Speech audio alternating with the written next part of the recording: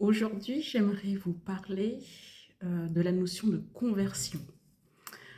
Pour nous croyants, la conversion, c'est une chose positive, c'est amener quelqu'un à Dieu, à Jésus. Par contre, pour un non-croyant, ce n'est pas du tout la même chose.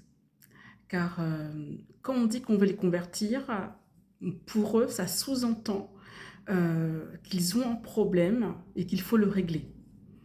Alors, pourtant, nous, ce qu'on veut dire, c'est que leurs actes sont questionnables, pas leur personne même.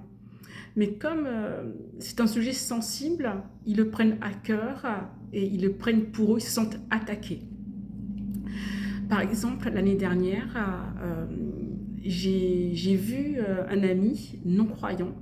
Je ne l'avais pas vu depuis 4 5 ans. Donc, il ne savait pas ce qui était arrivé dans ma vie, que j'étais maintenant fan de Dieu. Ce qui fait qu'avant d'aller le voir, j'ai prié en amont pour que la rencontre se passe bien, que je puisse lui parler, car il est non-croyant et en plus il est très ferme sur ses positions. Donc on se rencontre, je commence à lui parler, à lui dire ce que Dieu a fait dans ma vie. Il me regarde avec un sourire ironique et il me dit toi aussi tu veux me convertir? Et là, ça a tiqué dans ma tête. Il me dit, ah, c'est le mot convertir qui le bloque, qui le fâche et qui fait que jamais il ne viendra à Dieu si je vais dans ce sens-là. Heureusement que j'avais prié la veille et le jour même. Et donc, du coup, Dieu m'a mis à cœur de lui répondre avec amour. Je lui ai dit, non, je ne veux pas te convertir. Moi, ce que j'aimerais, c'est prier pour toi, pour que tu aies ta rencontre personnelle avec Dieu.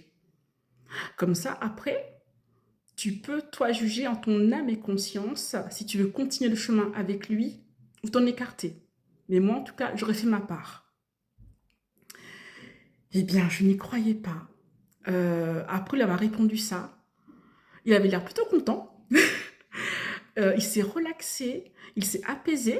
Il m'a posé des questions sur la Bible, des questions sur les prêtres, les pasteurs, parce que lui, il ne se connaît pas du tout. J'ai répondu comme je peux et je l'ai invité à aller consulter justement quelqu'un de haut placé pour pouvoir discuter de ces sujets qui le chiffonnent, car il avait une méconnaissance qui fait que ça le bloquait. Et à la fin de la discussion, il m'a dit qu'il irait bien voir un pasteur. Donc il me dit, le prêtre, non, je me sens pas prêt, et puis j'ai pas une perception du prêtre qui fait que j'ai envie de discuter. Ça m'a causé une joie immense, hein, vraiment. Donc voilà, juste pour vous dire, attention à vos mots quand vous parlez à un non-croyant.